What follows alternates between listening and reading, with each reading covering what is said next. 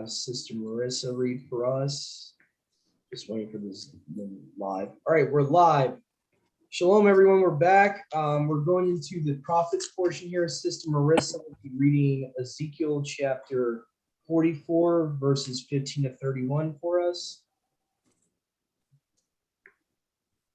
Sister Marissa read for us. Okay, can you put it up on the screen, bro? Yes, I can. Thanks. No problem.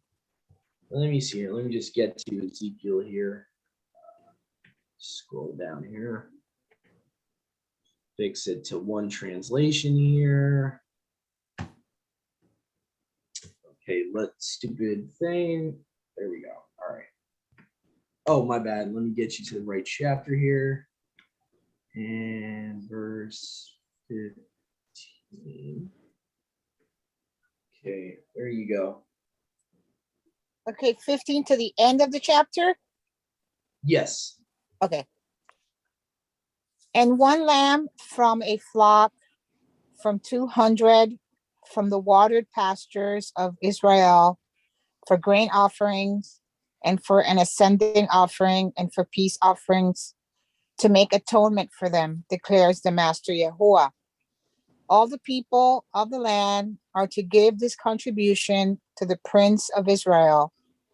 And on the prince are the ascending offerings and the grain offerings and drink offerings at the festival, the new moons, the Sabbaths, in all the appointed times of the house of Israel.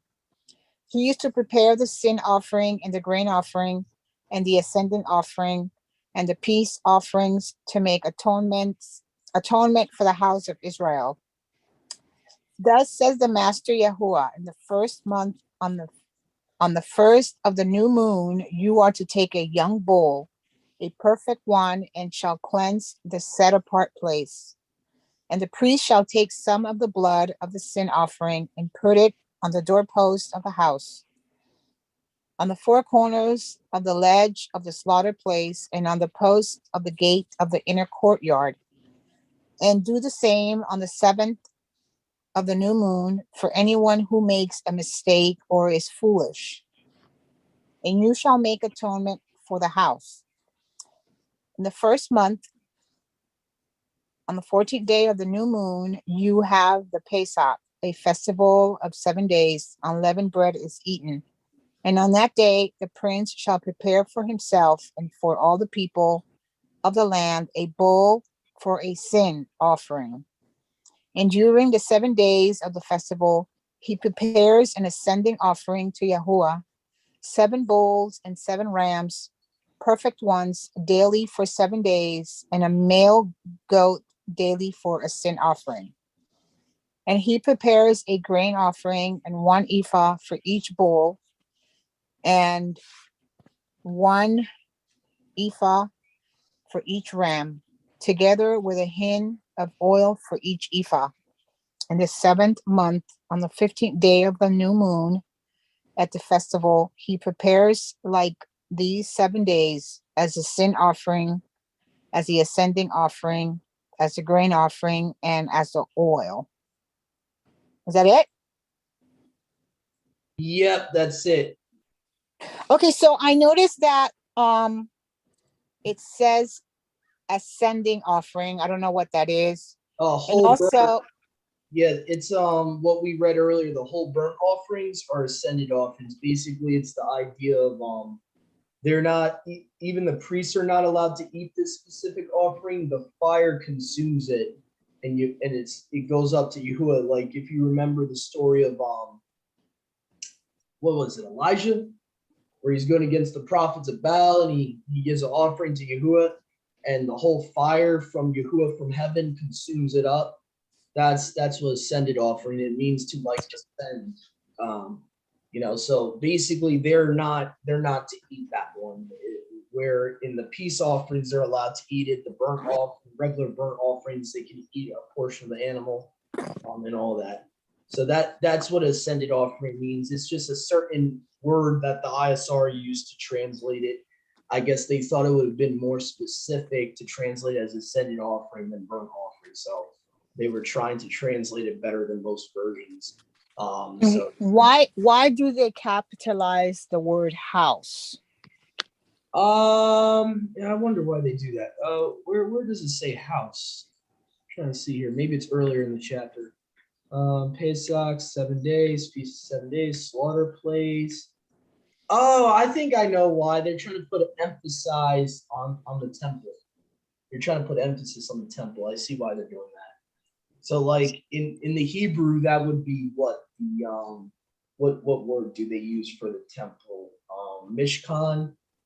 I'm trying to think the exact Hebrew word for that. That would be like the actual temple in Jerusalem they're referring to at this point in time, or the future temple of the millennial in context. So it probably the translators doing that to kind of point to that it's specifically talking about the house of Yahuwah, his dwelling place, which I would agree it kind of should be capitalized a little bit because it's talking about his house, his dwelling place.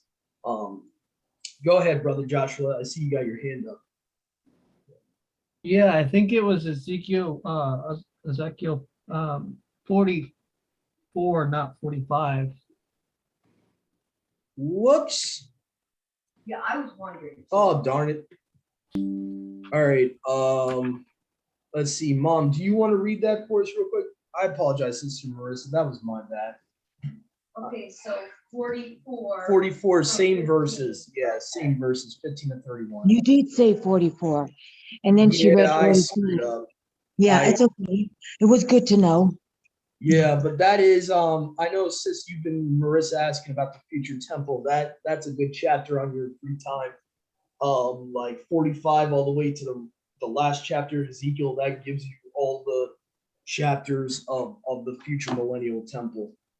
Yeah, go ahead, Mom. Okay, but the priests who are Levites and descendants of Zadok, and who faithfully carried out the duties of my sanctuary when the Israelites went astray from me, are to come near to minister before me. They are to stand before me to offer sacrifices of fat and blood, declares sovereign Yahuwah. They alone are to enter my sanctuary. They alone are to come near my table to minister before me and perform my service. When they enter the gates of the inner court, they are to wear linen clothes. They must not wear any woolen garment while ministering at the gates of the inner court or inside the temple. They are to wear linen turbans on their heads and linen undergarments around their waists. They must not wear anything that makes them perspire. When they go out into the outer court where the people are, they are to take off the clothes they have been ministering in and are to leave them in the sacred rooms and put in other clothes so that they do not consecrate the people by means of their garments. They must not shave their heads or let their hair grow long, but they are to keep the hair of their heads trimmed. No priest is to drink wine when he enters the inner court. They must not marry widows or divorced women. They may marry only virgins of Israelite descent or widows of priests. They are to teach my people the difference between the set apart and the common, and show them how to distinguish between the unclean and the clean. In any dispute, the priests are to serve as judges and decide it according to my ordinances. They are to keep my laws and my decrees for all my appointed feasts, and they are to keep my Shabbats set apart. A priest must not defile himself by going near a dead person. However, if the dead person was father or mother, son or daughter, brother or unmarried sister, then he may defile himself. After he is cleansed, he must wait 7 days. On the day he goes into the inner court of the sanctuary to minister in the sanctuary, he is to offer a sin offering for himself, declares sovereign Yahuwah. I am to be the only inheritance the priests have. you are to give them no possession in Israel. I will be their possession. They will eat the grain offerings, the sin offerings, and the guilt offerings, and everything in Israel devoted to Yahuwah will belong to them. The best of all the first fruits and of all your special gifts will belong to the priests.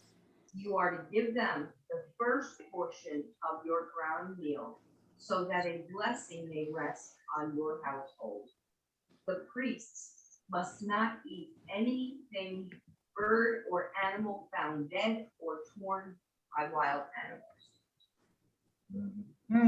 Yep.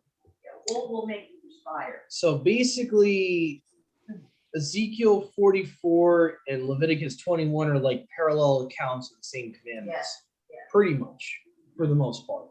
Now, unfortunately, if you only read Ezekiel 44 and you don't have a Masoretic, if you don't have a Septuagint version of Leviticus 21, you won't understand the context of verse 20, because it doesn't talk about that it's for the dead in this chapter. So it's kind of like the old adage of if you don't read all books of the prophets, you won't get the full picture of end time prophecy. It's kind of like the same thing with these commands for the Levites. Unless you're reading Leviticus 21 in the Septuagint first and then looking at Ezekiel 44, you're not going to understand why they're not supposed to shave their head and what purpose that's for. Obviously, that's for the dead. It's doing stuff for the dead. So, and it's for the Levites. Specifically in this chapter, it's for the Levites as well as Leviticus 21. They shall not pluck off their hair. Again, most likely referring to shaving their beards, plucking off their hair, marring their beards. Again, Leviticus 19. Okay, so that's what it means. It's not a sin.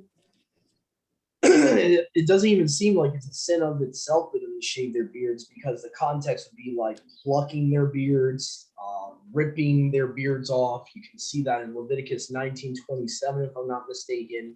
So I need to look more into that to get a firmer stance about for the Levites especially, but I would say that it seems the context is definitely for the dead either way in Leviticus 21 anyway. So a lot of tube stuff, a lot of good stuff I saw in this chapter. A lot of interesting differences too. Mom, what verse does it say that these shall not perspire? That seems a little bit improvised. All right, hold on. That I wonder if they're paraphrasing a little in the NIV, because sometimes they do that.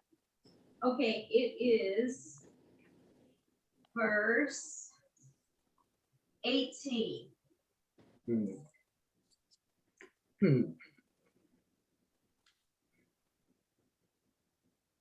They shall have linen turbans or mitres upon their heads, and shall have linen drawers upon their loins. They shall not tightly gird themselves. Yeah, it says nothing about sweat in the Septuagint. That that seems like something rabbinical there that the rabbis would add in. Oh well, we need to make sure they don't sweat. I'm pretty sure they sweat all day doing that stuff. Oh, I'm sure they Even do. on the Sabbaths, they had to offer sacrifices all day to Levites. So you're telling me they're not going to sweat? I mean, what drawers would they wear that doesn't allow them to sweat? I don't know. That's a little weird to me. But I don't know. Yeah, So- that probably was something that. Because LXX does not have that at all. It just says that they shall not tightly gird themselves, and it stops there. So it's just saying, to not wear them too tight, the priestly garments too tight, basically, in verse 18. And then there's a major problem. I'm going to get to Sister Marissa and Sadia. I see their hands are up. I just want to get through this little difference here, one little difference here. Where it's, I notice there's a difference where it says the master Yahuwah. In English, it has Yahuwah Elohim here for the LXX. So the major difference there is you have the Masoretic text adds in the word Adonai. That's where you get master from, by the way. In your English master, in Hebrew, that's the H1, I forget the exact Strong's number, but it's a H16 or something like that, H160 or something. that this is Adonai and then it's Yahuwah. In the Septuagint shows that Adonai was not originally in the text. So it should have read as Yahuwah Elohim or Yahuwah Elohim, whatever you prefer. That's how it should have read. So I believe, in my opinion, this is just a theory of mine, not trying to get too deep. This is just a theory of mine. They wanted to take Yahusha out of the text because whenever you see in the Greek, both in the Greek and the Hebrew, just in layman's term, whenever you see the Greek word theos after kurios or Elohim after Yahuwah, that usually indicates it's referring to Yahusha. Usually, Yahusha pre-incarnate as the messenger of Yahuwah, the word of Yahuwah. In my opinion, that seems to be an indication there of who's speaking. And why they would want to remove that is because it's actually talking about the Levites serving him. It says, and it became to the house of Yashrael a punishment of lawlessness. Therefore have I lifted up my hand, so showing oneness here, my hand against them, says Yahuwah Elohim. And I think there's another place in this chapter that it does that, which I don't think I need to recount for everyone. I don't want to go on too much of a tangent. If you're interested in more of the differences in the book of Ezekiel, I believe we've done a separate study of that. So if you guys are more interested in that and you're open-minded to that, feel free to look on it on the YouTube channel for Awakened by Yahuwah Assembly. I will start leaving links when I'm citing these other studies of ours. I will leave links to our Torah portions so you guys can find these other videos, just so you have a better understanding what I'm referring to, what the LXX is, what the Masoretic text is, and all that. So anyway, go ahead, Marissa or Sadia, whoever wants to go first, feel free. I see both of you got hands. So Go ahead. I know that we got a little bit ahead of ourselves on chapter 45, but I have two questions about that. Sure, no problem. Who is the prince that they're referring to in verse 9? And also in verses 18 to 20, it says that they were supposed to put blood on the doorpost and then 7 days later do the same. That's during Pesach. So this is the first I've heard of this when it says keeping the feast. It talks about how they're supposed to, and so you shall do on the 7th day of the month. So I'm a little confused about that. Yeah, let me see here. So it says, let it suffice you, you princes of Yashrael. So is this 45 here? Let me make sure. Yeah, this is 45 verse 9. Says here, remove unrighteousness and misery, execute right ruling and righteousness, take away oppression from my people, says Yahuwah Elohim. You shall have a righteous balance. It's talking about righteous balances. Wonder where it's talking about the blood on the doorpost. No, that's on that's verses 18 to 20. But on verse 9, who is the prince that it's referring to? Enough, oh, O princes of in Ezekiel's day, you had a prince, like basically it's kind of like the king. I think if I'm not mistaken, the prince of the temple would be like the king, like David would be considered the prince in his time period. I believe prophetically it connects to Yahusha in the millennium. He would be the prince. He's the one the Levites are serving. He's the one that is the King of Kings. He's the one that's going to be on the throne in the millennium. Oh no, it says here, enough, O princes of Israel. Oh yeah, so these are multiple. So these would be leaders of Israel. Let me correct myself. So since it's plural, it's probably talking about the leaders or the elders of Israel, most likely. Yeah, verse 9. And Yeah. then go to verse 18 to 20, and it talks about laws, keeping the feasts, and it mentions putting the blood on the doorpost on the 1st day of the month and then on the 7th day. And that's something I've never read before. I wonder if that's just for the priests, though, because it even says, and the priest shall take of the blood of atonement and put it. Yeah, I don't think this is specifically talking about a commandment of the week of unleavened bread as like actual commandment for everyone to keep. This seems to be more of like purifying the temple, if I'm not mistaken. Am I wrong? I think you're right. Because it says You're right. the priest shall take of the blood of the atonement and put it on the thresholds of the house, meaning the temple. Upon the four corners of the temple. Obviously, this is not a command given in the first Passover to every household. But on verse 21, it talks about the Passover. I Yeah, don't know but if I'm that's saying sis, reference. these are, remember, this whole chapter is for the priests, right? All these commands are for the priests regardless. This is not for all the people. It says the priest shall take of the blood and put it on the thresholds of the house, not your individual houses. The temple is the context. And upon the four corners of the temple. But you upon notice the how they four- didn't capitalize house on this one? They didn't capitalize house, but in the previous Yeah, verse, it did. yeah. I think the LXX is worded better because it actually is worded in English temple, four corners of the temple. So it gives you a better idea of what he's referring to here. Four corners of the temple, they're putting the blood on. Upon the altar, it even says, obviously, individual houses don't have altars. Upon the thresholds of the gate of the inner court, this is all millennial temple context right here. And thus shall you do in the 7th month on the 1st day of the month, you shall take a rate from each one, you shall make atonement for the house or for the temple. So what it's talking about is a lot of times in the Torah, I don't think we got to it yet in Exodus or Leviticus, Yahuwah, when he would have them cleanse the temple, they would have to put atonement blood and physically cleanse the temple to make it clean.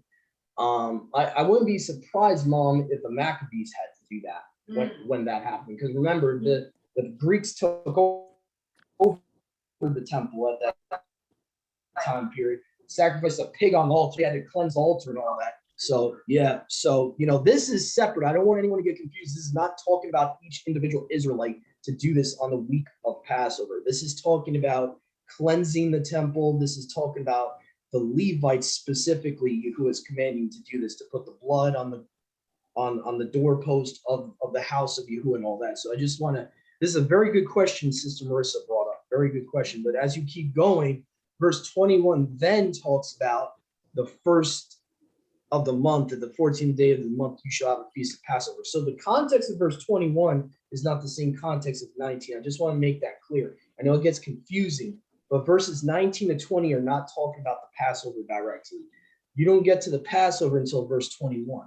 And it says, in the first month, the first of the month, 14th day of the month, you shall have the feast of Passover. 7 days you shall eat unleavened bread. And the prince. Now the prince down at this, I believe, since it's singular, I believe when you get down to verse 22, it's now talking about future tense Messiah, in my opinion.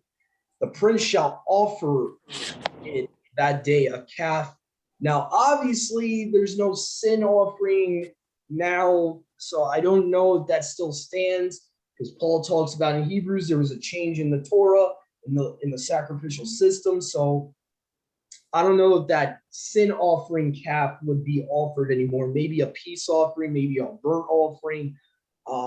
Not too sure if that, because he does say Yahusha did it once and for all. So again, you got to realize these commands that are being given in the time of Ezekiel. Ezekiel's in a first covenant Levitical priesthood. So we have the context of that. When Yahusha did it once and for all, just to put it in layman's terms, that was done away with. That was done away with. The sin offerings for sin was done away with, not the whole priesthood. So I want to make a distinction. I know this is a misconception in the church that he completely did away with it. But no, if you look at Paul's letters carefully in the book of Hebrews, he says he offered himself for sins once for all, for sins. There's still ceremonial uncleanness offerings. There's still offerings for other purposes that will probably be, he will himself offer, it seems here. But in their time period, the prince could be like, I guess, what, the king of Judah, the king of Israel, that would be, that would be the prince in Ezekiel's time. It would be whoever is ruling over Israel would be the prince. Go ahead. Let's see here. Sister Sadia, I think has. Never mind. Oh no. Okay, I think what I wanted to say is, you pretty much covered it, is that he was speaking to the Levites, and we don't have any Levites today. But, some of these pastors and teachers and shepherds and whatever have you, they want to act like that.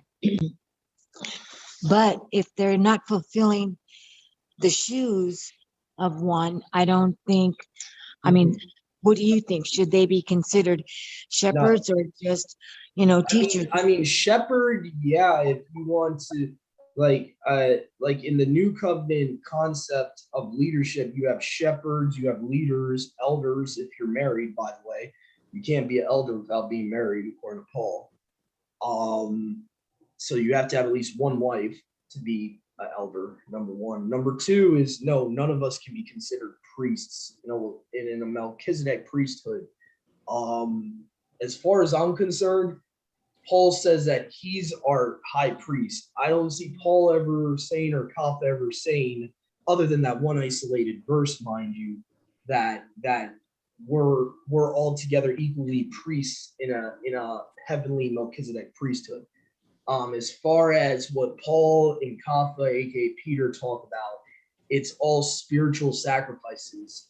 And it's all the bulls of our lips and vice versa. So I don't know if Brother Joshua was going to bring that up too, but pretty much I don't see anywhere in the New Covenant, other than that one isolated verse that people usually use, that Peter's quoting from Exodus. And they try to say, well, we're all priests, but that's like one isolated verse and people are taking that out of context. His people will not be priests until I guess the earliest you could say is the millennium. That's the earliest you could say that realistically. And really the only time we're ever called literally priests in an end times context is I think in the new heaven, new earth, right, Mom? Like right before the new heaven, new earth, it says for the 144,000 they have become priests. Okay, so again, it's always a future context. It's never right now in a spiritual heavenly Melchizedek context. So I just disagree with that concept that we're already priests, that we're all priests. From what I've seen, and I could be wrong, Yahushua, our Savior, the Messiah, is the one and only Melchizedek priest. He's the one and only. He's a heavenly priest. He can't be a priest on earth, according to Paul. When he comes to earth, he will not be a priest. There will be priests serving him. So just kind of put in layman's terms altogether what I'm saying here. So again, so the prince is kind of twofold here, what it's talking about, singular. Prince as a human prince. At Ezekiel's time period, that would have been the king of Israel, probably, that the Levites are serving him to foreshadow. It was always, the Levitical priesthood was always supposed to point to Yahushua. Even the human prince here that's being talked about is foreshadowing Yahushua. It's foreshadowing him ruling and reigning on the earth in the millennium, being that prince that the Levites have to serve. So I do find it interesting in this chapter that it, like going back to the difference again of Yahuwah Elohim versus Adonai Yahuwah, that Yahuwah Elohim usually is Messiah pre-incarnate indicating, and that they're serving Yahuwah Elohim. So it's kind of interesting. So I just thought that was interesting to point out. Because it says in verse 15, one sheep from the flock, and it talks about sacrifices, whole burnt offerings for peace offerings to make atonement for you, says Yahuwah Elohim. So it's like literally Yahushua pre-incarnate's talking to Ezekiel in the vision. So it's very interesting. So, but anyway, and also you have that in verse 9 again to take away. Thank you. Yep, you're welcome, sis. And he even says, my people. If that doesn't say that Yahushua's Yahuwah, I don't know what else. He's saying they're That's right. his people. Yahuwah Elohim is saying his people, my people, from my people, thus says Yahuwah Elohim. Thus says Yahuwah Elohim, let it suffice you, you princes of Yasharel. So it's all Yahushua. Yahushua's the one actually talking to Ezekiel this whole time in this vision, in context. And he's saying, they're my people. So again, I'm not trying to shove the oneness thing down people's throats, but again, I'm just saying, if you look at the differences here, the Septuagint makes it pretty clear that the word of Yahuwah, the messenger of Yahuwah, Yahushua pre-incarnate, is the same as the Father. They're one singular entity. So it's making it very clear. And I think that's why you have Adonai being put in there in the Masoretic text, is to try to throw people off that, because I know most Judaism today will say Adonai is the Father or Hashem and, all that. Usually that's their interpretation of who this person, Adonai is in their religion. So usually that's their interpretation. So I'm just saying, I think it was there on purpose. It was malicious of them to try to get rid of this pre-incarnate word of Yahuwah being that we see in the Targums too, that it even claims to be Yahuwah, is this person called the word of Yahuwah that claims to be the Father, claims to be their Elohim and all that. So anyway, so I think we got one more portion left. So I'm trying to keep the tangents to a minimum, guys, because I know we got some new viewers, not trying to confuse anyone. So I'm trying to think here let's see. I think we'll take a minor break. We'll figure out who's going to read the Matthew portion. We'll be back very soon. We'll be taking a short intermission